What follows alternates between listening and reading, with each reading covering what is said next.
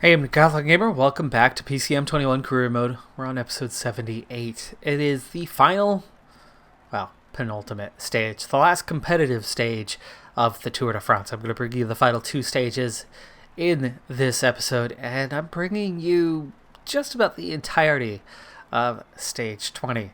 A couple reasons. One, to fit the rest of the tour into one episode. I think the tour deserves that. And secondly, it's good occasionally to kind of get the entirety of the process and not just skip right to the end and right to the moneymaker, in this case, Berlikov, and kind of going from there. But let's start with my process. First off, rankings. Okay, so Berlikov is third overall, and he does have a minute chance at passing Primoz Roglic. Unfortunately, of course, Roglic is a significantly better time trialist than Berlikov is on paper, and of course, we on paper right now have not been good. We had a fitness peak for 3 days at the start of the tour, 4 days at the start of the tour, and then it was gone. Everything was very ill-timed. This was supposed to be his third objective of the year. For whatever reason, his first objective, things came together really late. The game did not launch it at the right time. And so while I had spaced things out in selecting the objectives, his first objective was late. So then by the time we got around to objective 2, he was already off cycle, and that was the Giro. And he didn't start his fitness peak until after the Giro was over. We won that Giro with him sitting on 90-something% fitness throughout. In fact, the very, very beginning of the Giro, he was in the 80s as I was trying to ease off and not be, too high of a fitness level too early. And so then he had his fitness peak in between. That was good for his national championships, but it wasn't good for either of the Grand Tours that we are partaking in. Remember, we're not in La Vuelta this season. We did not get an invite. I'm still a Continental Pro team. We are not World Tour, and we're not guaranteed that we're going to be World Tour next year, as both of our top two riders have expiring contracts. Or I suppose that's our first and third rider have expiring contracts. And we'll see what happens with that in the near future, because it is late July now. Anyway, that fitness peak that came super after late after it was supposed to, it overlapped a few days into this tour, and then it was gone. And we've seen a deteriorating fitness level since that time, and he's now down in the mid 80s. And even though he had zero fatigue entering this race, he is fatigued right now. He's tired, not massively, but he is showing up as tired. So it's been a rough tour for him physically, and of course we yo-yoed, and I think we're realistic that it's our first ever Tour de France appearance. It's still a Continental Pro team. Taking a podium as a Continental Pro team is huge. I remember 4 years ago, I want to say, maybe 3, Guillaume Martin with Cofidis, who were then... Oh, no, not even Cofidis. It was Wanty Group Gobert. With Wanty Gobert at that time, who were Continental Pro, got an invite, and he was in and around the top 5. I think he ended up finishing that tour 7th. Maybe a hair lower. He might have slipped to about 9th, but he was very competitive. And he was in the mix, but he was never challenging the top guys. Now, we spent a fair amount of time in yellow, and we did challenge. And then things kind of fell apart. Now, the reason why they fell apart, partially the fitness, partially just mistakes, and partially my own fitness got in the way and opened the doorway for some mistakes. Anyway, you know what? You came to watch some racing. Let's finish this thing off. Now, I've got a 1.5-minute gap behind me to Almeida. Pogacar's definitely too far back. But you're looking at the times right now through the first I don't know, 25, 30 to finish. We're talking about a 3.5 minute gap just from 1st to 20th right now. Now that will tighten up, but we could easily be looking at a minute gained or lost among competitors. So it absolutely could happen. Let's get into that process as Kovalev Sky is ready to set off. Now, he is time trialing today at a 71. We're looking at 35.5K, so it's 100% time trial, no prologue. So time trial 71. We're looking at mountain of 75. So he's low 70s. Low 70s is where he is at. Coming into 70, I think 70 is going to be a little low. I think you could definitely go harder than a 70, but this is not one of those push in the 80s kind of races. This is longevity, and this is getting through. We'll see what a 74 does as an opening tempo. Profile. Looking at this profile, this is why this is going to take some time to figure out. And my process is using these early guys to figure it out. There's a little descent. You're going to get a tiny amount of recovery, but otherwise we're looking at sector 1 almost totally flat. I mean, we had a little hill there, but it's still within the 3% range, so it's still using that time trial rating only. But then we're looking at a gradual climb, that little descent, little flat, and then a proper climb. Looking at 5.5K, 9%. That's pretty steep. Now, the 74, you can see, is slowly yellow bar getting ahead of the distance we have to cover, but I'm wondering if even that is too hard. I'm thinking it might be. Go 73. See how that fares from here. Now, the key to a good time trial, if you haven't seen the tutorials, or it's consistency, right? If you have to push too hard, you can see we are second place, just 12 seconds down at the first time check, meaning we've probably gone too hard out of the gates. And he's not going to have energy left at the end of this thing. But we'll see how we're doing as we get through sector 2. Okay, there's 2 steeper sections. We just did the first one. It's easing off for a little bit here, back into essentially a flat rating for now. But that spare energy kind of drawn level through here. And we still have that climb to go, which is not going to have spare energy. It's going to burn some more. We are down to 4th at the first time check, though. And the times have changed at the top. Baska was top. He's already dropped to 6th. He's 2.5 minutes down. So we're still looking at significant time gaps here, as Narbutas will be stepping off here fairly soon. Now, that little downhill does allow Kovalev Sky to recover somewhat, meaning gets a little further ahead of the curve as he approaches time check number 2.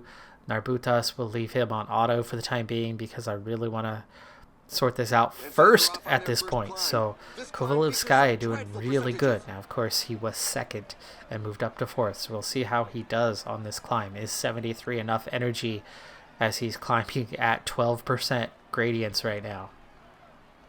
Ahead, Casper Pedersen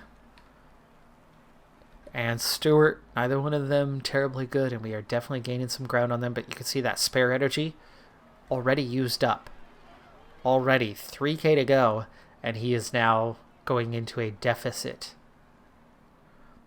So the 74, definitely too strong. The 73, a little bit too strong as well. 2K that he's coming up short by. Now, a good time trialist could probably handle that 73, though, I would imagine, throughout, and not need to go much softer, because he's down to 1K as he is out. He's out as he eases off near the top. Out of energy. Nope, does not ease off. It stays steep right to the top. Okay, that drops him to 3rd. So he was going 4th, 1st, 3rd, and he drops off. That was that pace. Now we're looking at Narbutas. Narbutas has a lot of spare energy, and he's halfway through already. So we'll push to 74. Let's see how that does with the climb. I think he's conserved too much. minute down at the first time check. Let's see how far off he is, but you can see how much better that time is. He's up to 7th at the second time check and only lost a little bit of time comparatively. Martin Guerrero, look how far down the order he is. This is supposed to be for until this season. He was our number 2 guy. And you can see that he is struggling. Martin Guerrero, way down the order. 1K to go. Good finish. Moves up to 14th. 3 minutes and 47 seconds behind. Lue Polyakov. Okay, Martin Guerrero, -3. Gosh. Poor bastard. Okay, let's see what a 73 does for the entirety of this thing. This is terrible. He's down to a 74 mountain, down to a 75 time trial, down to a 65 resistance. No luck. And remember, Martin Guerrero, there's nothing wrong with him this race. There's no reason for him to have these ugly, nasty negatives as Luco. Luco actually looking much better. He's probably going to put in a better time than Martin Guerrero. We'll see what a 73 does with a decent time trialist, because again, that's what Burlikov is, decent as a time trialist. So how far does a 73 get us? You can see Martin Guerrero, not doing so well. That's the stamina side of things. Isakov now setting off. Similar as well. Chevalier goes top of the time charts. So far, things are suggesting that the 73 is a decent way to go. You have a little bit of spare as you go over that second or the first hill, but then you recover that little bit, which sets you up for the final climb, giving you a decent amount of energy to tackle it. Martin Guerrero, second time check. Best intermediate. Top.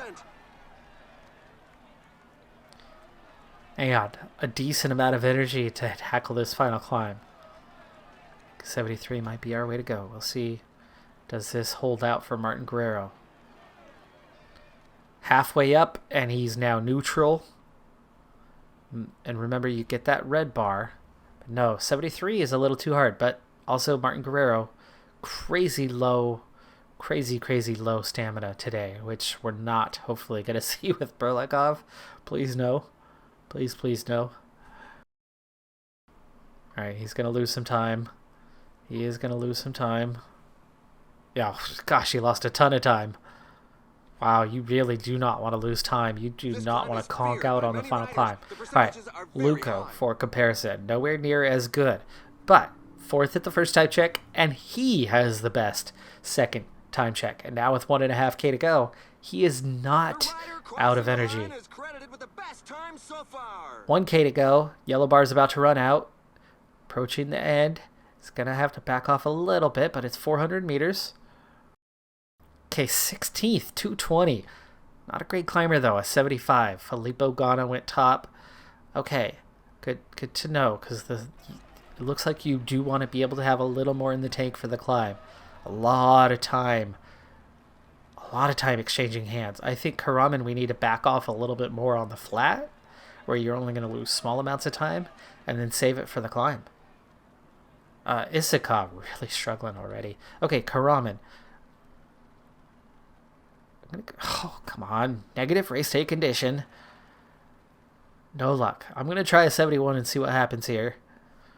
Isakov, let's check in with him. He's still 1K from the top. 300 meters. Not running out of energy, making a big difference. But those time gaps, not great. We'll see how this does with Karaman. It's going to put him a little further behind on the first time check. But is it 1 minute? He's an 80 mountain. He should be able to gain a lot of time. We're seeing that the guys who did well on the flat aren't doing that great on the climb. Even though we're pushing a 71 and clearly saving a good amount of energy, he's 4th place, just 4 seconds down. And with a negative race day condition. Wow, okay. That suggests a lot of them are really saving a lot for the climb. Well, we're already climbing right now. Now it's not a good time to back off a little more, though. Doing a 70. We'll see if this is a better time. I think it will be. The stamina resistance is not good for Karaman, especially with that -1 race day condition. It's that trial and error. Hone it in. Figure out the best strategy for your later. A lot of teams do this in real life. Gegenhardt just goes top. Ineos, a 1, 2, 3 right now. Oof. Okay, Karaman in good shape heading into the final climb. Now we can push that 74 from here. Maybe a 75 even. No. We're still on the flat. Ease off a little bit. Okay, there we go. Third, 15 seconds down. Now a 75. Chacone, Van Aert. Wow, we're coming at them. Berlikov's going to set off soon, so we're going to have to leave Karaman to his own devices. 4K to go.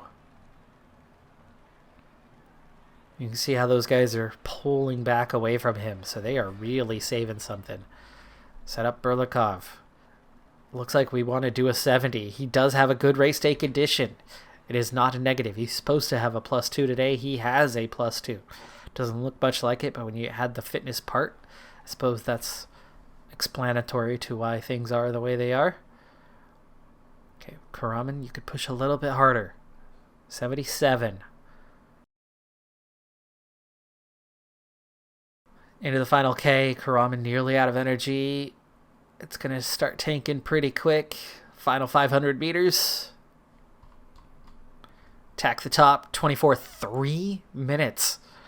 It's a 3-minute deficit with an 80 mountain rating. Jeez.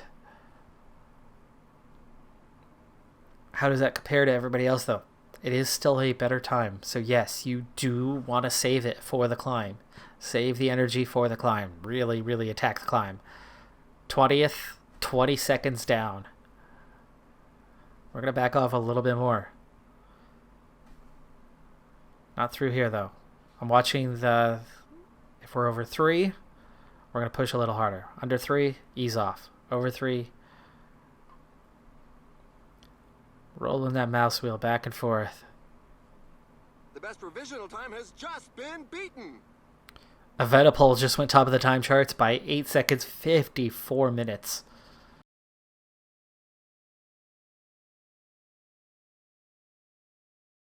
Easing off, and we have plenty for the last sector. But how's the time? Because I definitely was not pushing as hard through there. So how's the time going to look as we have now 6K to go? 8th, 40 seconds down. Okay. All right. Well, into the climb. And we already saw that you can push a lot harder with more energy. So we're going to try a 76 from here. Maybe a 77. How measured is it? With Karaman, we were able to do a lot. 3K to go. 78. 79. 2K to go. Ramping it up. 80. 1.5K. 82. 83. Inside the final kilometer. 85. 87. 400 meters. 99. Attack. 16th, a minute 50 down. Okay, for a non-time trialist, a 72 time trial, that's an okay time. That is an okay time. It looks like I could have pushed harder. Roglic is ahead of me. Almeida is ahead of me, but not far enough. Our position will stay the same. Bernal 4th. Yeah, they put in better times than I did. We conserved a little too much. That was the thing. That's that trial and error, trying to get it just right. And we figured out something about conserving being a better time, but we didn't figure it out. We didn't get it perfect. It was a better tactic, but we overdid it. It does keep a podium, though. We keep the podium. Are surrounded by guys who are better at it. I mean, all 4 of the others in the top 5 put in a better time than we did, but not significantly. We didn't blow it up, and we were doing it wrong with the others. So normally consistency matters. In this case, because of the intensity of the climb, having more energy for the climb mattered more. But we conserved a little too much for Barlikov, it turns out. Or we just didn't measure the climb itself. I think we saved enough energy. We just didn't measure how to do the climb. We waited too late to really push. We could have been pushing at about an 80 throughout the climb, consistently over the climb. Would have worked out better. We do win the young riders classification by 4 minutes. Skilmos was definitely challenging us just a few stages ago. So that we turned on after really struggling through that. Karaman was 6th, also in that category. Isakov, 9th, both of them making the top 10. Ineos winning the team classification by 10 minutes. We squeeze our way inside the top 10, but that just goes to show how far off we are as an entire team. We still have a ways to go yet. Alright, so we are in Paris. They very, very quickly got us into Paris. We're getting right onto the circuits almost right away. No delay on this one. No out of the city, long, slow celebration into the heart of Paris. This time, we're just getting on with it. So, as always, protect Barlikov, and this time I have 0 sprinters here, so we have no expectations for the day. But we want to make sure we get through this thing in one piece. We don't want to suffer any unnecessary losses or crashes.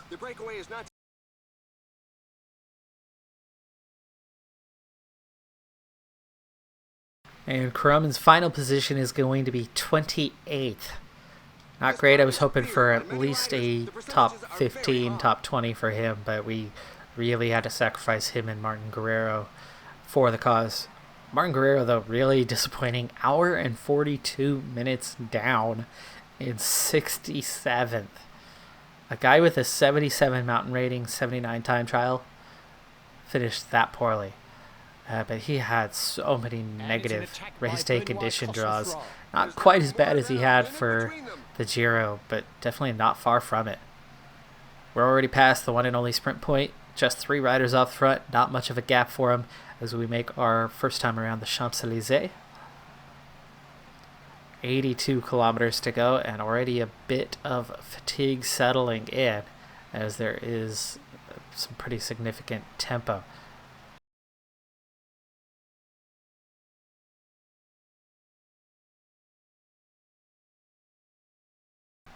Now, last year as in PCM20, I was lucky enough to catch the field out and actually win a stage and get the top placings. I mean, we took a 1, 2, 3 here when we had no business doing so. We'll see if we can catch the field out again in a similar manner. I'll give it a shot. I know what I did and I know how it worked, so we'll see if we can't replicate that result. Breakaway trio, only 30 seconds ahead, very typical of this final stage. Of course, PCM21 did see a evolution in the AI aggressiveness, so it makes it a little bit harder to try to grab that result. But we'll see what we can do. Under 30k to go. Set up, ready to go. No fatigue in the legs, no breakaway. Tempo is high, but it's not crazy. 22k to go. We're going to set things up here in just a little bit because that's the only way to make things happen. 19k to go. We'll get around the Champs-Élysées. Final time around. 15k to go. Just a little bit further and we'll take this intersection. It's a good spot to do it. Okay, 12.8k. 99, we set it up obviously for Barlikov. Not that he's much of a sprinter, but he's got a slight chance with the legs. What does he have for support? Martin Guerrero and Karaman.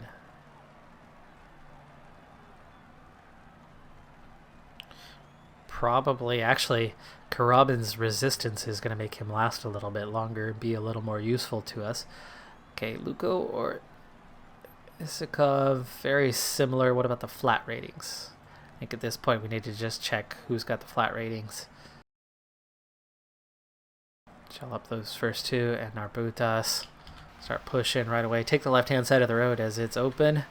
Pull the team out. Sky not in a great position there, buddy. Little far behind from where you need to be, and it's already almost time that we do something here. Okay, on to Kovalevsky. Gel up on those next two. Narbutas. Try to go break toe. Peel off to the side here, please. Thank you. Alright, we are in position. We are poised to give this thing a go. So the stage will end up in a mass sprint. On to Isakov. Okay. And here is where it happens. This is the magic. That little acceleration, and no, we have not done it. We're not fast enough. We don't have the flat rating. We don't have the ability to take it away from these guys. 4.5K. Luco, just full gas for a second. 4K. Final gel, sprint. 3K. Martin Guerrero, we're seeing an attack from Mary. Marte. Van Aert. Martin Guerrero, where'd your red bar go? Karaman coming through. 1.5K to go, and nope, we just don't have enough sprint capability. It's definitely not happening. 1K for Berlikov, and off they go. Don't tell me that Marte can attack and then come back. There's no sign of where the finish actually is. Okay, there's that endless energy. Marte can sprint and attack 3K from the finish, and then sit up and then attack again and still have enough left, even though he didn't get off the front. Groenewegen, Alaphilippe round out the top three. Baska takes fourth. Van Aert, Groves. Are still coming in.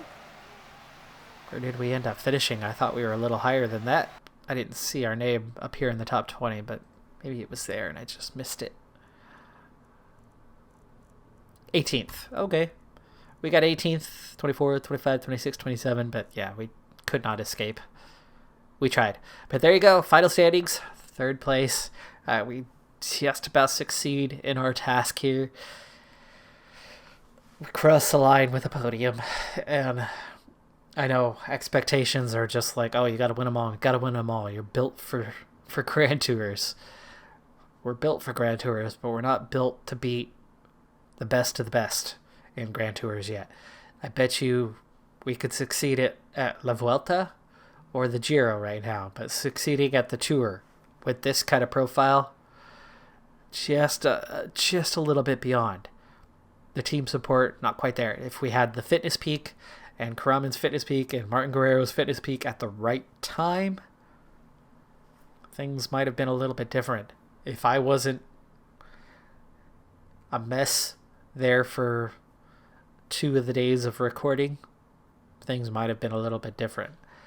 By a little bit different, I would say maybe Berlikov would have been ahead of Roglic. I don't think we're beating Bernal. I don't think anybody's beaten Bernal. He won by almost 3.5 minutes. We did get on the podium, though, which is good. All right, folks, that's going to do it for this episode and our first venture in the Tour de France. We got to wear the yellow jersey for a few days. We do find ourselves, we'll push one day forward. You can see where we're at, 86, 79. You see how all of them, and Isakov, all of them collapsed during that final week.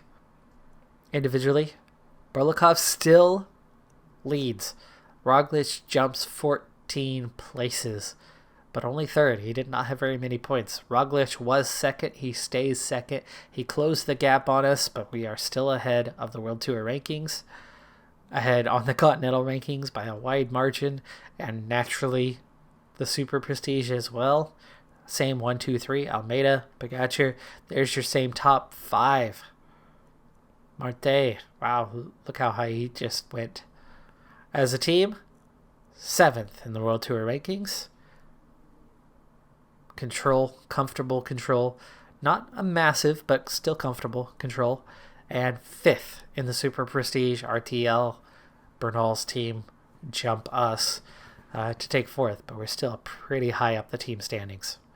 I'm pretty happy with that, considering the next highest Continental Pro team is 17th. I'm Decathlon Gamer. Like, comment, subscribe. See you next time. Have a good one. Be safe out there. Bye for now.